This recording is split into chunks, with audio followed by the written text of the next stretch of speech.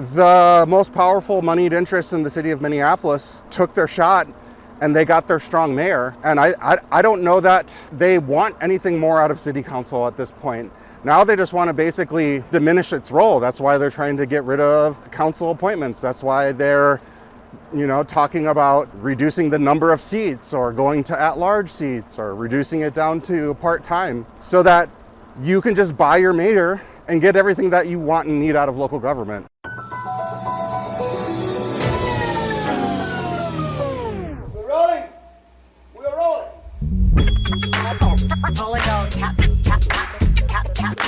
This is a real thing. Real thing.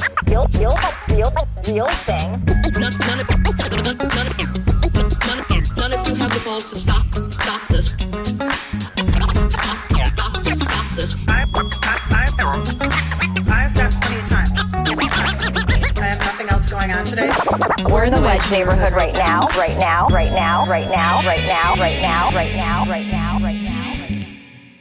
Here we are on the Wedge Live podcast. I'm your host, John Edwards. We're in Northeast Minneapolis, Ward 1, with Council President Elliott Payne. What's up, everybody? Thank you for biking with me again. You may be the most frequent bike ride guest. I think we've done 3. This is our 3rd one. And it always takes me so long. I've already done like 50 minutes of biking uphill to get here. Wow. So I'm exhausted. I planned this so it would all be downhill. We're gonna take a right here. And this is 29th Avenue that just got resurfaced. And we got this bike lane here. And this is actually, I'm choosing some routes based on some new projects coming through the ward. 29th was actually supposed to get a full reconstruction before COVID. Then it got delayed. Then it got downgraded to a mill and resurface. And I'm actually a huge advocate for bike lanes, but the actual genesis of this bike lane was more the desire to keep truck traffic out from the Shoreham Yards, which is just ahead of us, more so than necessarily the bike infrastructure. It actually was a community suggestion of like, how do we get the trucks to get off of 29th? We can't actually ban truck traffic because it's a municipal state aid road, but this was kind of like the happy medium. That's what we did on 26th and 28th on the Wedge in like 2015-ish. Yeah. Those bike lanes are about pedestrian safety because it allowed us to like reduce the number of lanes. You add a super wide bike lane and you have fewer lanes and the cars go slower. It's a traffic calming measure. People don't realize that. It's not always about the bikes, it's about everyone else. Are you feeling precarious? No, I'm feeling very grounded. I think the precariousness is maybe a little bit overstated and maybe a little bit too focused on Minneapolis and Minnesota. I'm guessing this is a reference to our newest entry into our propaganda ecosystem. Yeah, we had a propaganda doc air on local TV, and it's the kind of thing I've seen. Like Portland has had one, Seattle has had one, like local TV airing documentaries that tell you the city, the urban areas are dying. It's also similar to the Alpha News, the fall of Minneapolis. I admit I did not watch The Precarious State because when I hovered over the video on YouTube, Carol Becker started playing within 5 seconds, and I can't do that. But did you watch it? I watched it end to end. And I'm the kind of person that actually really likes to take in that media just to understand the framing that some people have. Right. And it was really fascinating because I think there's 2 things about it that really stood out to me. The first thing was the extent to which they are outlining, we're going to take a left here, by the way. The extent to which they're outlining real problems that Minneapolis has had over the years, but the contrast to the fact that we have a strong mayor system and a public safety system that even predating the strong mayor system reported to the mayor. And so I'm not one of these people that tries to suggest that we've never gone through a problem when it comes to the level of community violence or theft that's happened in the community. But to have such a central focus, and this was the other takeaway, the amount of central focus of city council in that narrative was very bizarre. It is the socialists. Right. It's been happening all year. Like, it started happening with the PAC. The Fry PACs have been beating the drum about the DSA aligned city council and turning people like Emily Koski, who's about as far away from a DSA member as you can get, into a socialist, to the point where it doesn't mean anything. Socialism doesn't mean anything as a label, except you disagree with Mayor Fry and he's incapable of working with you. Well, and I got a personal call out in that flick because, you know, with like grim voiceover, Elliott Payne ran as a mainstream Democrat, but here he is voting in line with the DSA. Did they mention specifically what vote they had? No. And in fact, maybe another takeaway that's really worth highlighting is this felt very Republican coded. Even though a lot of it was talking about the city of Minneapolis, there were some statewide themes, but it very much felt like a setup for next year's election. And it felt like this year's municipal election was a little bit of collateral damage to a larger project of whoever's funding this propaganda. I wonder if these like longtime DFL members, Fry loyalists, have second thoughts about joining up with this crew as it has developed into, PACs funded by Trump billionaires, and the rhetoric has gotten very conservative and anti-Minneapolis, to the point where you can imagine Donald Trump pointing to this documentary, like playing it in the White House and saying, "See, I had to send them in. Look at this documentary. Look what's happening in this city. We have to save the people." You do have to wonder the extent to which people who have probably for their entire lives have identified as Democrats, the degree to which they're finding themselves in bed with straight Trump supporters. And I mean, like one of the interviews features a business owner who literally has like a GOP lapel pin in his baseball cap. And Carol Becker, who I would have always bucketed her in maybe a different set of politics than mine, but certainly a Democrat. It was very revealing the extent. Oh, by the way, this intersection is going to get redone when Central Avenue is reconstructed, so they left a portion of this shared youth trail not connected in a very awkward way, which I wanted to kind of showcase for the podcast. And I mean, I hope we're going to also talk about the new government structure and some of the charter commission stuff, because there's very Trump-like things happening at the local level that I would imagine causes some cognitive dissonance for people. I could not believe it. There was a 6-5 vote at the Charter Commission Government Structure Work Group, which still exists, has been resuscitated, to take away confirmation. They're recommending the full Charter Commission take away council votes, confirmation on mayoral appointments to positions like Public Works Director and Civil Rights and Health, Emergency Management, and others. I'm thinking Public Works especially, massive department. Streets are like the quintessential city job is streets. What are they thinking? I think the thing that's most disappointing about the discourse about this is the extent to which the rhetoric of 14 bosses is still pervasive when there is no lack of clarity around who's in charge. And a lot of the argument for shifting to a strong mayor system was aligning with other levels of government that we're very familiar with. The state has a very clear executive and a very clear legislative branch, as does the federal government. And even at those layers, every one of those administrative leaders has to go before the body for approval. And I think this is like something I actually want to expand the conversation around, because particularly this council majority, I feel like certain people on this body, myself included, get characterized in a way that loses sight that we ran for office and the majority of our community entrusted us to hold these positions. And so when we want council approval of a department leader, it's because we want our community to have a say. And we hear from our community all the time. Here goes an example. This is Monroe Street. This was actually something that got passed under my predecessor's leadership. This is called an advisory bike lane.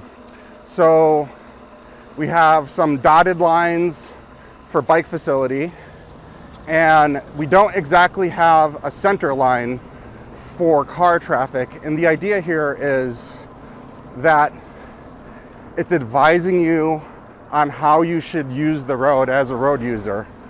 And this grew out of very early bike infrastructure advocacy and was part of the Transportation Action Plan. This was a pilot implementation. And you know, I think there's several generations of bike advocacy. And I think the earliest generation of bike advocacy, which actually predates me, is the concept of bikes as vehicles. And so if you go to a city like Portland, which is, you know, a sister city as it relates to a commitment to bike infrastructure, Portland has very little dedicated separated bike lanes. Most of their bike lanes are sharrows because they came from an earlier era where the idea is that bikes should have equal access to the road as a car. I am more comfortable with dedicated separated bike infrastructure. And so what we were just on was kind of what has become, and here on 18th is another example of that, is the grade separated bike infrastructure. My favorite is actually at grade, but with a concrete curb separating. So part of the route I'm taking is just showing various eras of bike infrastructure and bike advocacy. Because I think that, going back to your point about the Public Works Director, you might make assumptions about where the community is in terms of their desire for what sometimes gets framed as competition between bikes and cars. And, you know, even for myself, for my preferred style of bike facility, when I talk to my constituents who are also bikers, and when they're biking with their young kids, they love the grade separated sidewalk level shared use path because their kids feel more comfortable on it. So even from those two different perspectives, you can get different priorities. And I think having that level of granular understanding really means something when you're appointing leaders to make decisions that are going to last 50 years. And we should make it clear, this is not just people on the Charter Commission with a bad idea. This is Mayor Fry's preference that he's pushing. Yeah. And his argument is there is confusion. As you mentioned, I want to make it clear that's his idea. There is still confusion in his executive branch about who's in charge, and that I don't believe that to be true, but if it is true, it reflects really poorly on his leadership and his management abilities, because all we've been talking about the last 4 years is how he's in charge. I worked for the city under the previous form of government, and I didn't support the strong mayor change, but there was a substantive critique that was valid. And I think what was valid was it wasn't always clear who was in charge. So it wasn't so much a 14 bosses problem, it was a who's in charge problem. And I think now that we have the strong mayor implemented, it's actually highlighting the who's in charge problem even more, because we know exactly who's in charge, but because of a lack of leadership, people throughout the layers of the hierarchy of our government still are not sure what their direction is, because the tone is set at the top, and that tone is not one of accountability and getting things done. That's my perspective. Do you feel muzzled sometimes? Do you feel like I would like to say things, but I'm council president and I can't say this thing? It's a true thing and it needs to be said, but I wouldn't necessarily frame it that way. What I would actually say is, as council president, I find myself more backing and supporting the majority. And oftentimes, we have a majority that is very comfortable saying the true thing out loud. And so before I even get a chance to say the thing, oftentimes one of my colleagues beats me to the punch. And I like to be supportive in that. And if we haven't gotten to where I want to go in terms of that revealing of truth, I'm more than comfortable being the one that carries that message. can we make a contrast talking about the city council and this election? And because if the election goes a certain way, you are certainly not going to be council president anymore if it goes the wrong way from our Sure. perspective. And so what is the difference between this council and a potential council that could replace you? Like, what are the stakes for people when they go to vote for their council member? I think the real stakes are accountability. And we got to see a little sampling of this in my first term when I was in the minority. When you have a council majority that's aligned with the executive, you do risk losing some accountability. And so this is something that we actually have to be vigilant about, regardless of which way the majority goes and which way the mayor goes. Because, and at the federal level, we have the three branches: the executive, the legislative, and the judicial. And it's set up to be somewhat of a contentious battle of power. And right now we're seeing how it manifests at the federal level very profoundly, to have a legislative branch that doesn't actually hold the executive branch to account. And so I think that, depending on the outcome in either direction, that's the thing that we all as a community need to be vigilant about. Something I noticed in the Jenkins-Palmisano-led city council is they just didn't seem to have priorities. This is related to what you said, priorities apart from whatever the mayor's priorities are. Right.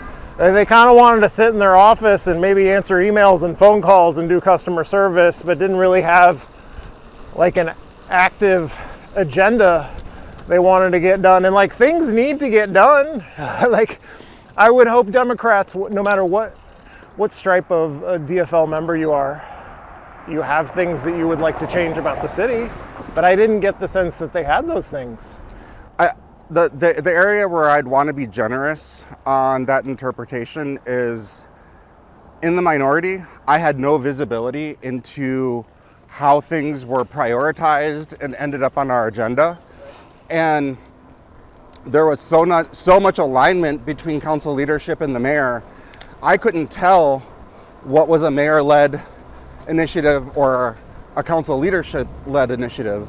I think that having council majority and leadership not in lockstep with the mayor gives us a clearer picture of where certain ideas are coming from, that I think was a little bit more obscured when you had that council mayor alignment. And so that would be my generous interpretation of it. But I would also say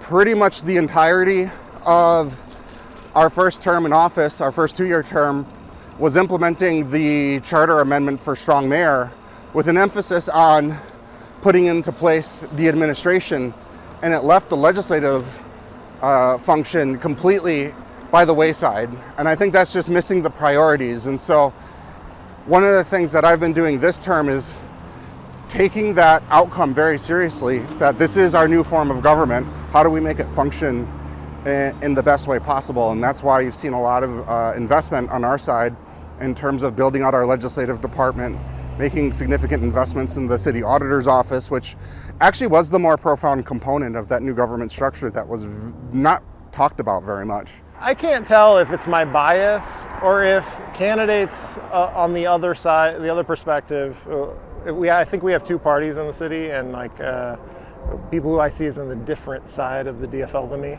Yeah. Why are they putting forward such bad quality candidates who don't live in the wards they're seeking to represent? Like, I don't know if this is new or if, I don't know why this is happening. Is it getting worse? Are the quality of the candidates they're putting forward getting worse? Does it have to do with the money lifting up bad candidates? I think there's some intersecting realities that are leading to this. One that we actually have to acknowledge is Minneapolis has gone through a very significant trauma. And what I see in all of my colleagues who are serving in office in 2020 is just a level of burnout that is profound, right? And that also ties into just how toxic politics have gotten, especially at the national level. And I think that the toxicity is downstream from some of the changes in the media. It used to be that everybody had to watch the same 3 broadcast channels, and so everybody was working from the same source of truth. And now in the social media era, where everybody can live in their own self-selected reality, that I think that just what happens downstream from there is people just see past each other, and I think that that's also happening at the local level. So that's kind of a big systemic issue. But I think an actual practical one is the most powerful moneyed interests in the city of Minneapolis took their shot, and they got their strong mayor. And I don't know that they want anything more out of city council at this point.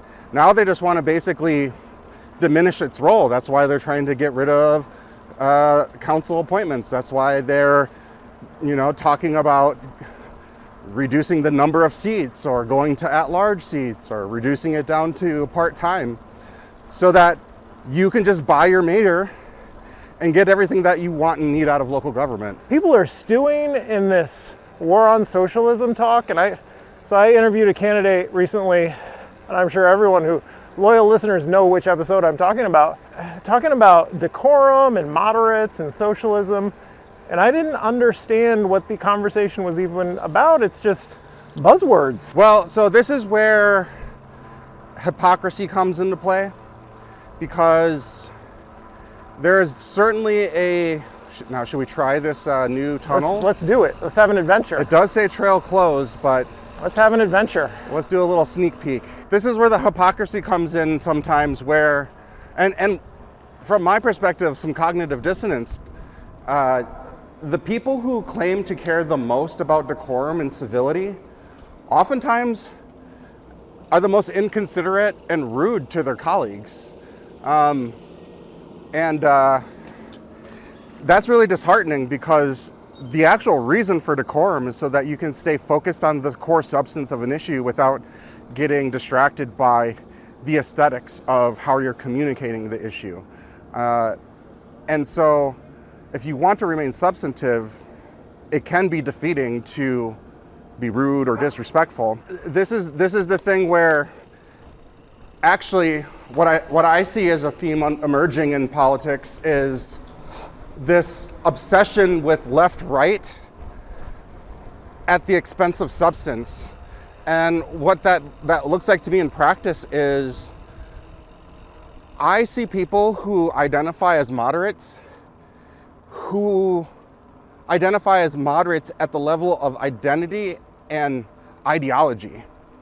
And it becomes a dogma to be moderate. There's a number of ways I suppose you can come at this work, and a number of reasons to decide to be in local government or elected office broadly. One of them is because you want to serve your community and you're hoping to get better outcomes for some of the crises and issues that you see. Another reason is to get status and title. Another reason is to get access to power and be on the in club. And I'm not going to ascribe motive to anybody about why they got into office. Decorum, Elliott Payne. But, I believe you should be grounded in a set of values, principles, and goals. And you should be transparent about those values, principles, and goals. And you should be able to find common ground that still helps you move those values, principles, and goals forward, regardless of what somebody else's positions are on things. But what I've seen is people kind of becoming reactionaries about, oh, the DSAs are this or that. And I think going back to the precarious state, my little shout out of running as a mainstream Democrat, you have to ask the question, well, what makes somebody a Democrat or a Republican? We don't register for parties in Minnesota. What makes you a Democrat is that you organize with Democrats. Do you know what I mean? So I've only exclusively organized for Democrats throughout my entire adult life. And I've been in caucuses, and I've participated in primaries, and it's always been for the Democratic Party. But that's gets more granular at the local level because we don't just adopt whatever the national platform is. We help shape it. Now, there's some procedural things about, on a municipal year at the caucus, we don't take up party resolutions. That's usually during an even year election, but anybody can propose a resolution to shape the we're gonna interrupt a wedding photo shoot. Anybody can submit a resolution to establish what our party position should be. Hello. Congratulations.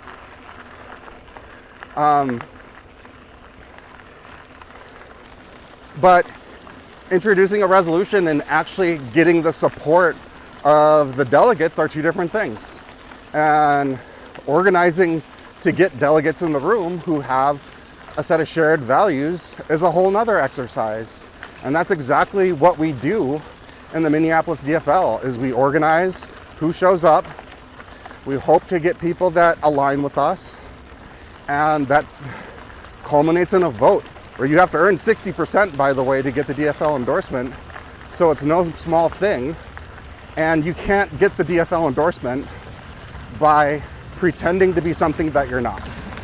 Aisha Chugtai used an attack line at the Ward 10 forum that was like 20% of my opponent's donations are coming from Republicans.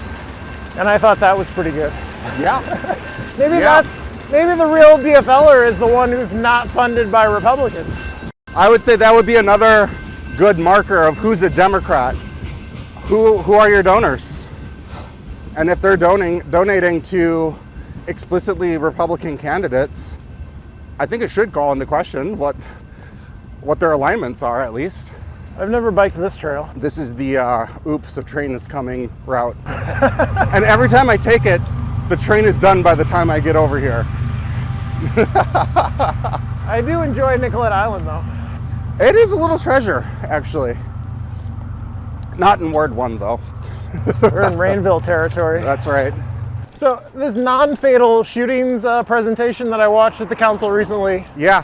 So I've heard council members talking about having funded civilian investigators, and the mayor didn't implement it. Yeah. As a way to say, like, hey, we've been trying to fund investigators.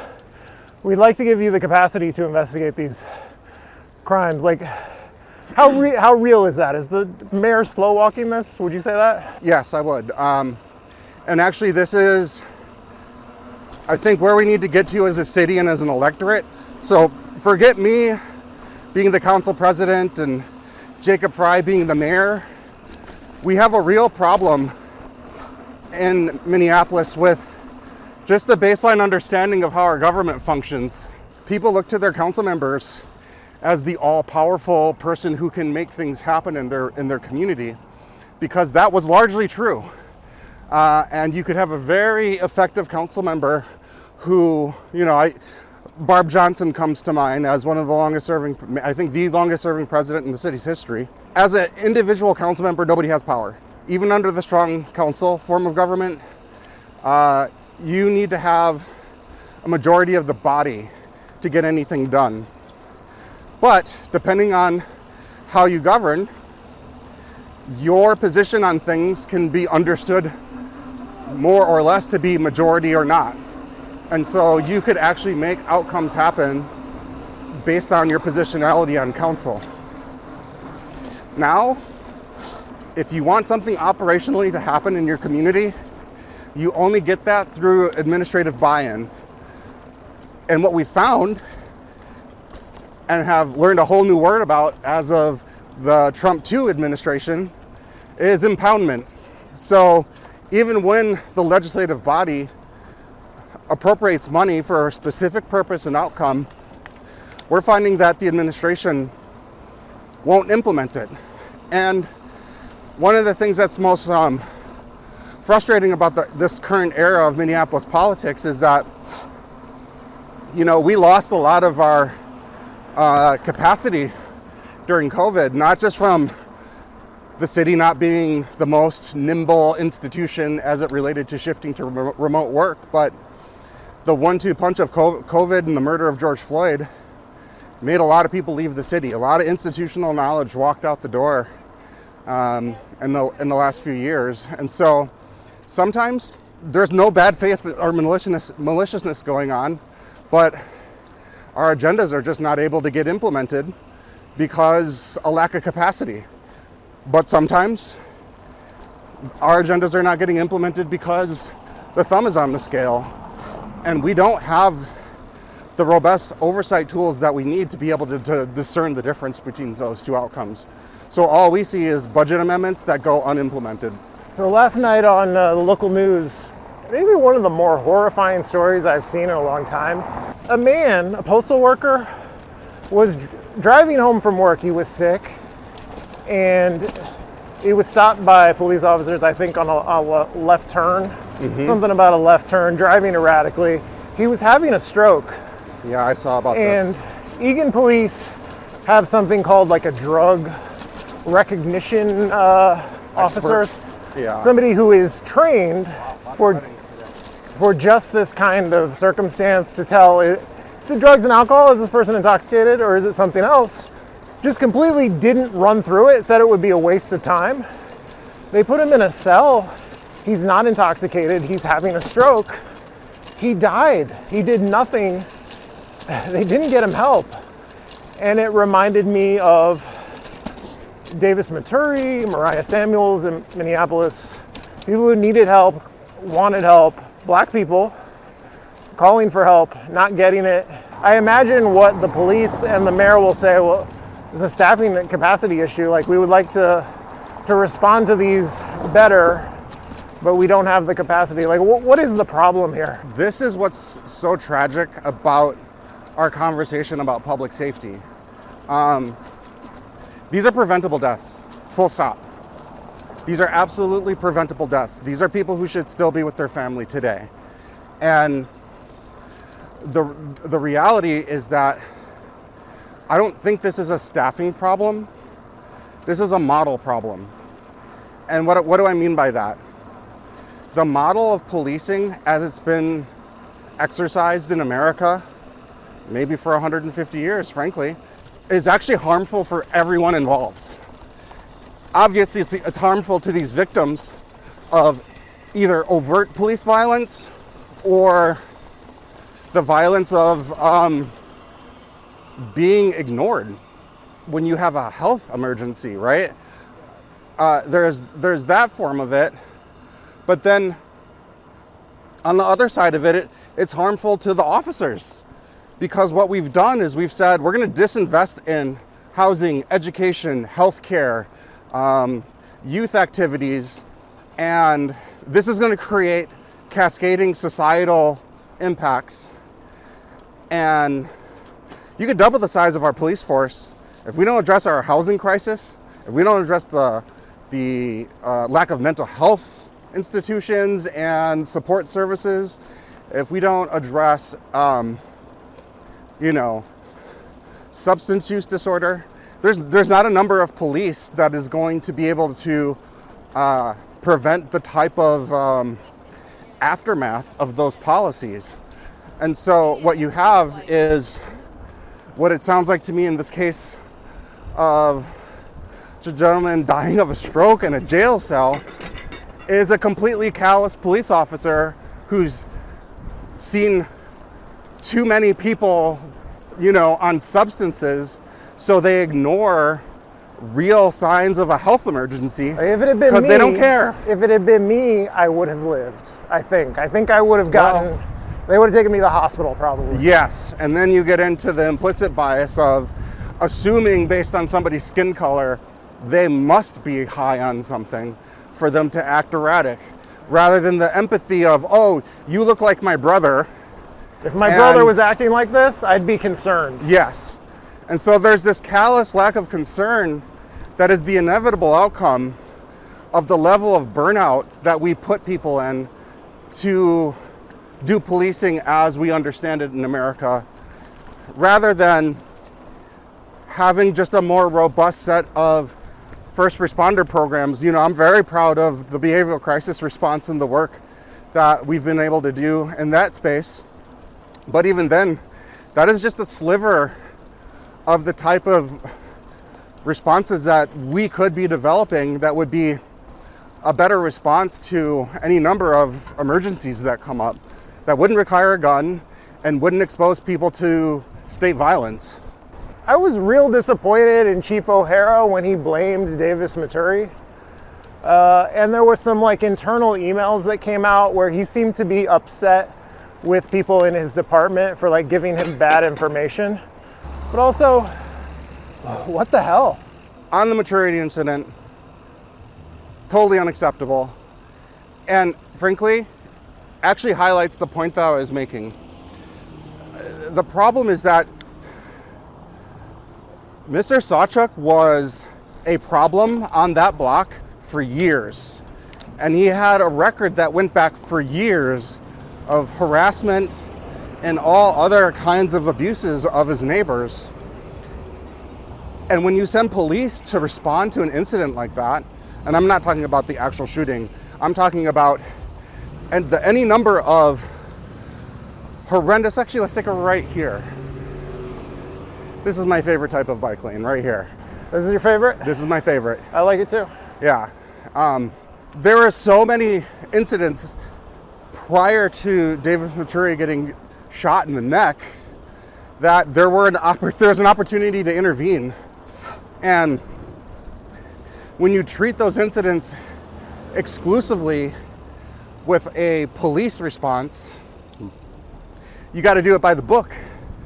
And even a really well-functioning police department that doesn't have any issues with, you know, the clarity of policy and accountability, you do it by the books and you get, a disorderly conduct charge, maybe some misdemeanors, but that doesn't actually address the safety and livability issues. We don't have intervention points that would have been able to be effective, but there was intervention points that the police could have done that I believe could have prevented a shooting. And so this just goes to say that we need to build out a much more robust and comprehensive suite of safety services, including neighbor mediation. It's really sad and ultimately tragic that that conversation leads people into an ideological place where you're either pro or anti-police, you know? And that's what's been really, really damaging to what I think is the safety of Minneapolis, is this reduction of a really complex conversation into back the blue or you hate the police. You may be the person who inspired this idea for me about we've gotten stuck in a yes-no binary on homeless encampments. Yeah. Like one side doesn't want them to exist, one side has a zero tolerance policy, and the other one wants to legalize them and make them permanent. And that's just not real on the Fry side. He may be known for his sweeps, but it's not as though during the 2 terms of Jacob Fry, homeless encampments just have not existed. Like the tragedies under his watch at encampments are endless. Yeah. The shootings, the fires that he talks about, that all happened under your supervision. You know, I'm sure people will be glad to live in a world where Jacob Fry has eliminated homeless encampments, but we don't live in it. What is the solution? What keeps people safe in a neighborhood that has an encampment problem so that these shootings don't happen? There's not a fire in the vacant lot where an encampment has popped up next to your house. Like, what's the real conversation we need to be having? Adequate housing is the solution, and wraparound services, and the hard work of making long-term, ongoing financial commitments to build out that capacity, both in constructing housing and in funding services. It's a terrible binary because A, the Frye administration doesn't have a zero tolerance policy on encampments. What they have is They got a tough talk policy. tough talk policy, ignore the issue until somebody gets killed policy, then evict the encampment. What we need, and what we've been talking about with safe outdoor spaces isn't about, quote, legalizing encampments. Well, that's what the mayor's PACs tell me it is. Safe outdoor spaces is about the recognition that you can go to our shelter dashboard on any day of the week, and you will find at 10 o'clock at night, which is kind of the mission critical, where are people gonna go? There will be anywhere on the order of 0 to 10 beds available, and we have 300-400 people outside on any given night. And so what Safe Outdoor Spaces affords is recognizing that people need a place to be. Unless we're talking about rounding people up and doing who knows what with them, people need a place to be. That place should be as secure and safe as possible. Case managers should be able to find their clients and communicate with them, or build a relationship with them over time so that they actually see the services that are available and trust that they're not getting bamboozled. And so much of it is about those long relationship building opportunities for a case manager to build a relationship with a client to get them into housing. But if there's not a housing unit available, we're dead in the water. So we need to do very significant investment in housing, and we got to do investment in the services that allow people to do that long-term case management work. And it's hard, but it's not complicated. What if federal troops come to Minneapolis? I had a hard time getting Mayor Carter in St. Paul to Yeah. give me any kind of answer on that, Yeah, as if he didn't want to poke the bear. yeah. And I'm wondering if you can answer that. Like, what should we do? What should MPD do? What do we even do in that situation? Well, interestingly enough, I have been building a relationship with the council president in Portland because they've actually been about a year behind us as it relates to government structure.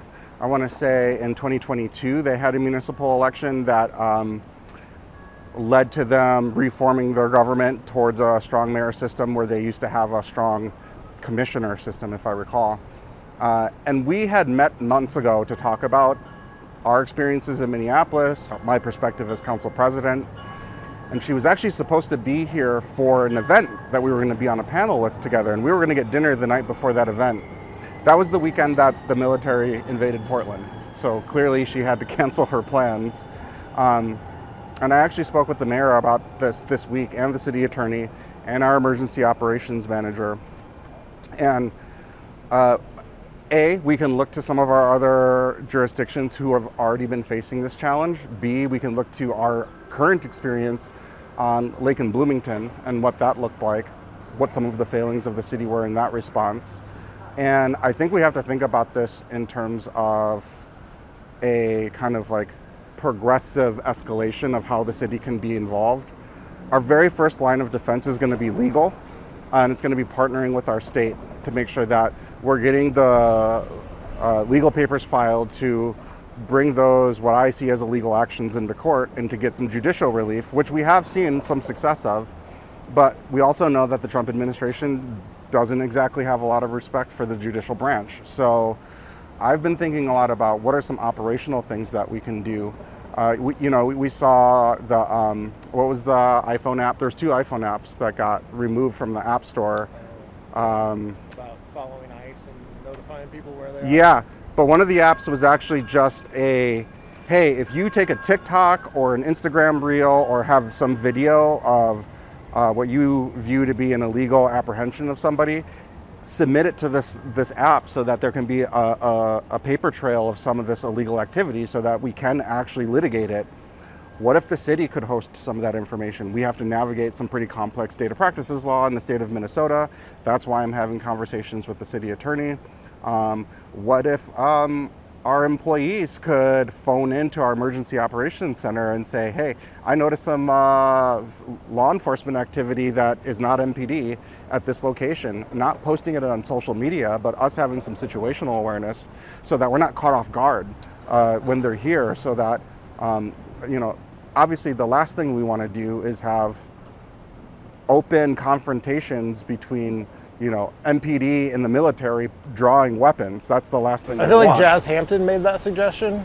I'm like, maybe that. There is, but I think this is the reason that we've opened up our separation ordinance, is because we need to have much clearer expectations on what MPD's role is, because what we see in the Trump administration is they will call an ICE raid a human trafficking raid and say this is a purely criminal thing, when we know that's not the case. And so under those conditions, they're not violating our separation ordinance. So that's why we need to strengthen that and have clear expectation on what MPD's role is. Federal agents were gassing Chicago cops. I saw that recently. Yeah. Like, what role does MPD have any role in trying to protect the public from federal agents?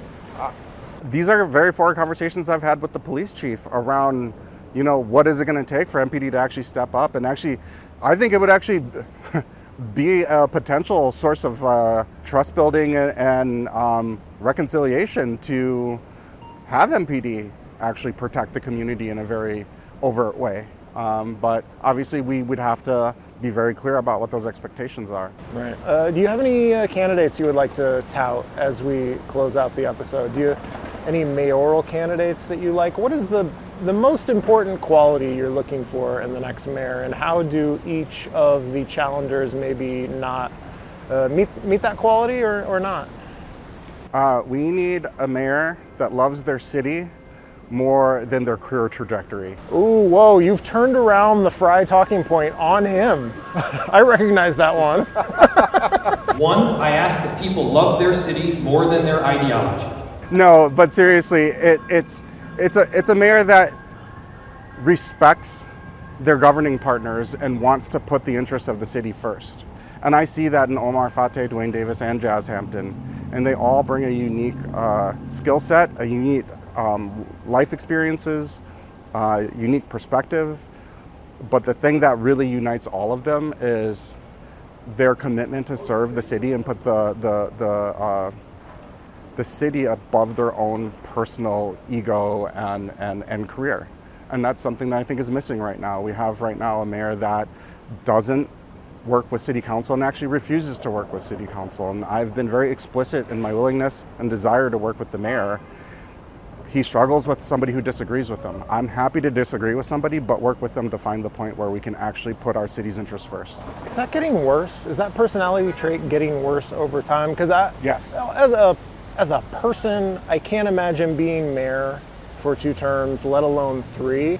And so I think it would magnify my bad qualities over time. Mm-hmm. So is it getting worse? It's gotten worse. Yeah, absolutely. And I mean, there are these moments though where, the tragedy at Annunciation, we were all there standing side by side on the exact same message, on the exact same set of priorities, that we need gun control and we need to work with the state to get there. And it felt good to stand side by side with the mayor on that. It feels good to stand side by side with the mayor when we're at a press conference announcing new investments in climate action. But then it becomes frustrating when we see that the money that we've allocated isn't meeting the moment, and especially with the retreat of the federal government on climate action, seeing the mayor get shy and kind of stepping back from those commitments. And so I'm looking forward to working with a mayor who wants to stand side by side every day and even through conflict. Okay, well, thank you, Elliott Payne. Council President Elliott Payne is running for re-election this year. You'll have no problem winning in Ward 1, right? I have 2 challengers, and you can't take anything for granted. So we're going to keep on knocking doors all the way through to November. Okay, well, this has been the Wedge Live podcast. I'm your host, John Edwards. Thank you for listening and watching. YouTube.com/Wedge Live. Goodbye. This is a real thing. Real thing. None of you have the balls to stop this.